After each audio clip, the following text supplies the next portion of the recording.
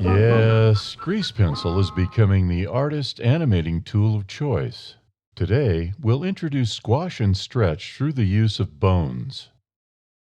Zoom the view, and then hold down the D key and release, and draw a circle overlapping the beginning strokes just a little. Hold down the D and Tab keys simultaneously to go into Edit Strokes mode, and then enable the 3D cursor as the pivot point. Adjust the opacity of the stroke color, and then set the fill color to a kind of salmon shade, and increase its opacity to 100%. Hold down the D and E keys simultaneously to get the pie menu. Left-click on the Smooth Sculpting tool. Press F to adjust the size of the brush and Shift F to adjust its intensity. Hold down the E key to smooth your shape. Hold down the D and E key simultaneously and choose the Grab tool. Then zoom in on the overlap. Press F to resize the brush and then use the Grab tool to smooth this area out. Hold down the Shift and middle mouse button to pan the view. Then adjust the size and intensity of the brush, holding down the E key to finalize the shape of the circle.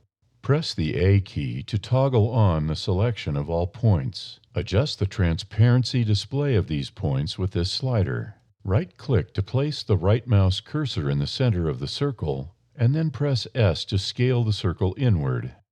Press N on your keyboard to hide the right grease pencil panel. Left-click and drag on this tab, temporarily creating a new column, and set it to Properties. In the viewport, right-click near the bottom of the circle, then press Shift-A to create a new armature bone. In the Properties panel, click the armature icon, and then set the bone type to B-bones, with X-ray turned on.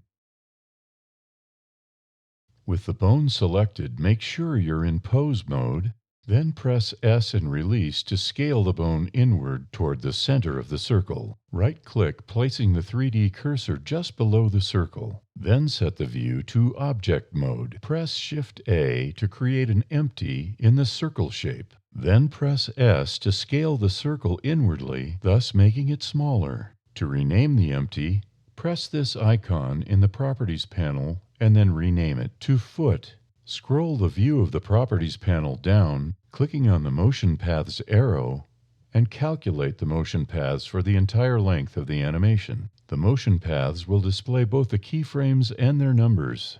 With the foot empty selected, press Shift-D to duplicate it and place it near the top. Click in this field to rename the empty to Head. Click on the bone itself and set the viewport mode to Pose mode. Then click the Bone Constraint icon in the Properties panel. Click on the Add Bone Constraint drop-down and select Stretch to. Click on the eyedropper and then click on the Head empty.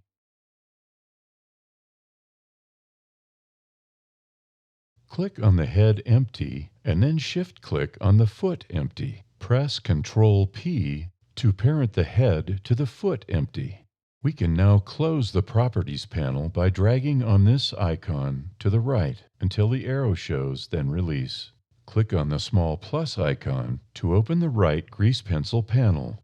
Click and then rename this layer to Ball. Now we can parent the grease pencil shape to the bones in the armature. Select Armature as the parent and then the type Bone. Then select which bone and select Bone.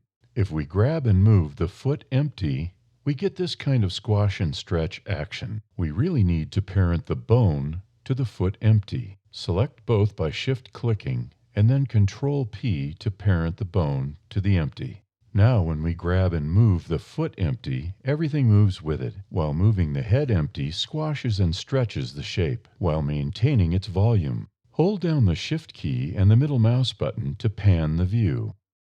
We need to set the dope sheet display to the common dope sheet setting. We don't really need the summary display, so check this to disable it. Make sure the viewport is in Object mode. With the time slider on frame 1, select the foot empty, then enable Auto Keyframing. Press G to grab and move the ball out of the scene. Note that these keyframes are automatically created on frame 1. Within the dope sheet frame view, use the scroll wheel on the mouse to zoom the view. Right-click on frame 10 to set a keyframe there. Then drag the head empty to elongate the shape of the ball. Holding down the Alt or Option key while scrolling the mouse wheel moves the time slider through the frames, thus allowing us to work in the main view all the time. Use Alt scroll wheel to place the cursor on frame 16. Then grab and move the ball to another position. Grab and move the head empty to unstretch the ball. Use Alt and scroll wheel to move to the next keyframe position, and then reposition the ball like this, pressing and releasing the G key to do the final move. As we create these keyframes, we're also creating an arced path. The motion path helps us to maintain all of our arcs in the animation.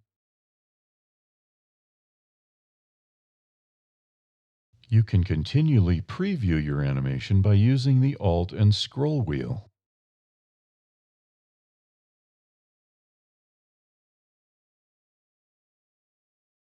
The ball slows down near the top of its arc, and then it elongates as it begins to descend to the next bounce position. Each time we repose the bone rig, we create a new keyframe in the dope sheet.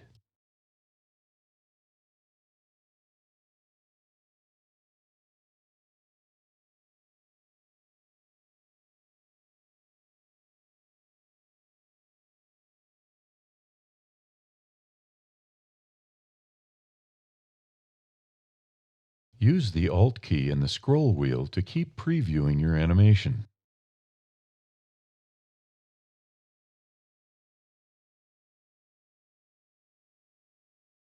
As the ball strikes the floor, it needs to squash downward. The bone rig helps it maintain its volume. As the ball begins its second jump, it doesn't stretch quite as much.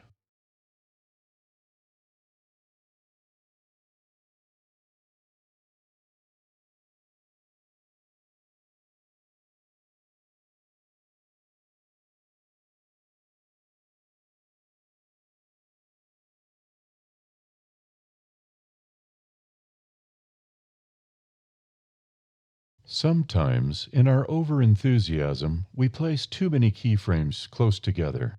Just use the Alt scroll wheel combination to return to keyframes that you need to delete. In the frame view of the dope sheet, use your scroll wheel to enlarge the view. Press A to deselect all frames, then press B to select the frames and X to delete.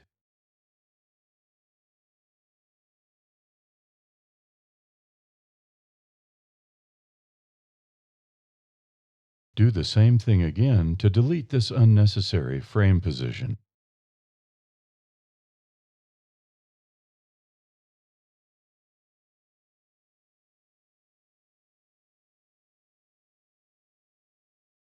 As the ball accelerates toward its second bounce, it stretches toward the ground. Observe the curvature of the motion path to make sure you maintain good, smooth arcs. As the ball proceeds through its second bounce, it squashes not quite as much and then stretches again as it finishes its bounce.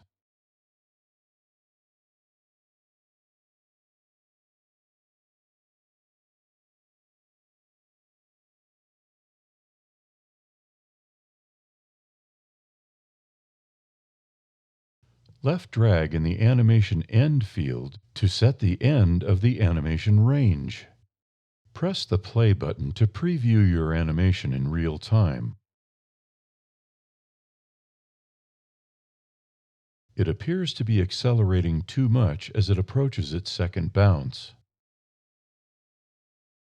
We can fix this by placing the time slider where we want to begin the change. Press A to deselect all frames, then press B to select these frames, then press S and release to scale the frames, thus making them last longer.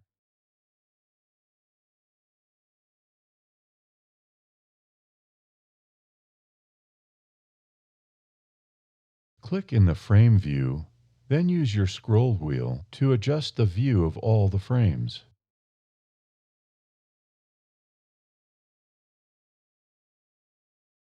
Let's make a few more timing adjustments by placing our time slider, then pressing A to deselect all frames and B to select these frames. Press S and release and then scale these frames toward the time slider. Press A to deselect all, then B. Press G to grab and move these frames.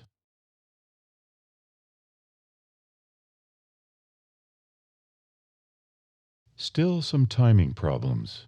Let's lengthen these selected frames.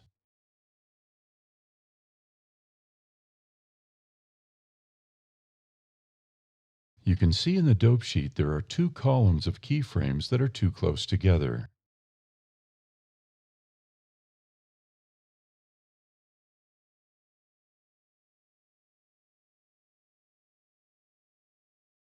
Well, we missed them the first time, but we'll get them.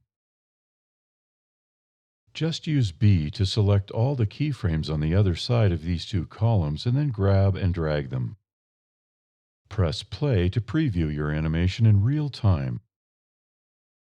Let's now speed up the entire animation by placing the time slider on frame 1, pressing A to deselect, then A to select, then S and release to scale the frames toward the time slider.